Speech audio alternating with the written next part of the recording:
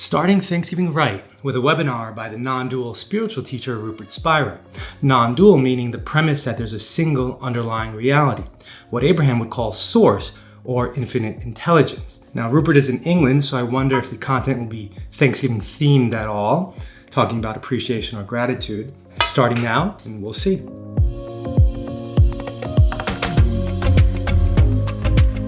It wasn't, but still a good webinar as always. Instead, let's refer to Abraham's teachings.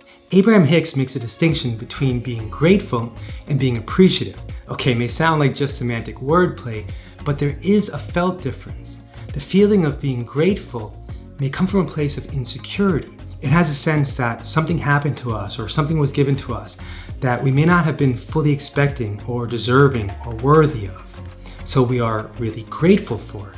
But the feeling of appreciation is a bit purer. Abraham teaches of going on rampages of appreciation, of allowing the energy and momentum of an already positive outlook to snowball into more and more positive thoughts. It has the impression of not coming from a place of insecurity or lack, but rather from a place of genuinely celebrating an already positive attitude about aspects and events in our lives.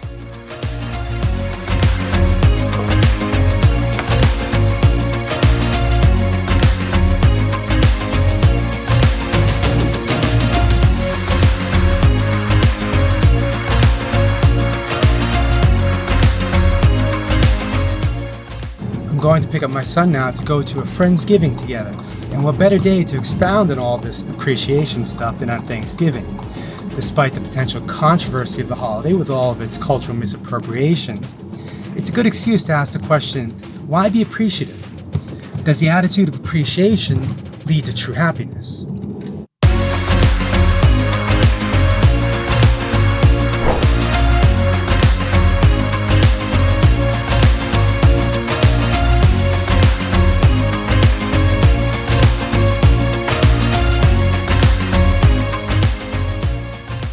You know, you can't fake it either to try to contrive things you're appreciative of. You need to genuinely feel it in the moment.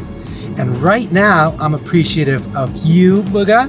I'm appreciative of going to see friends and being able to celebrate. I appreciate the freedom my work allows. To be able to do these videos. What about you, Booga? What do you appreciate?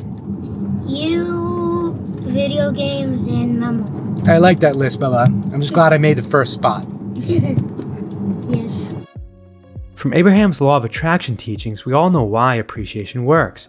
It's a positive mindset that's conducive to more positive outcomes.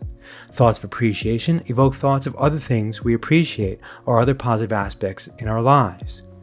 This positive mindset would inspire us to actions that bring even more things to appreciate and even attract other people, events, and circumstances that match it. But is appreciation the best mindset for true happiness?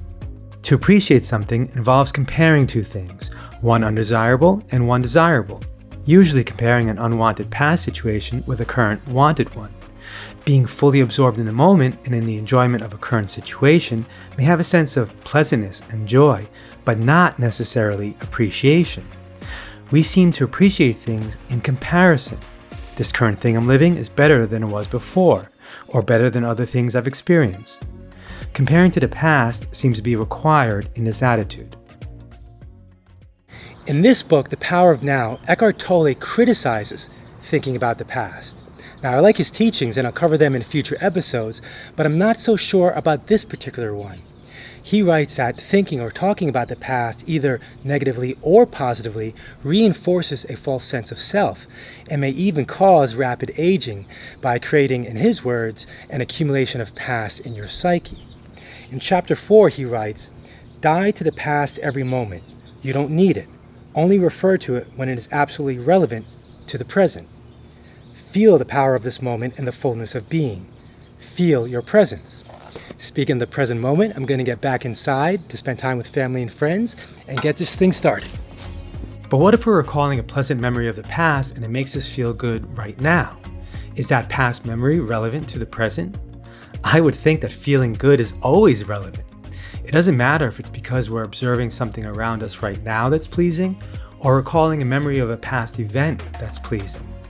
It's better than a feeling of distress, despair, or unworthiness. Appreciation may be a better attitude than one of unworthiness, but is it the best attitude to have? Appreciation of our current situation implies a sense of relief from the tension of our previous undesirable situation and the current pleasant one.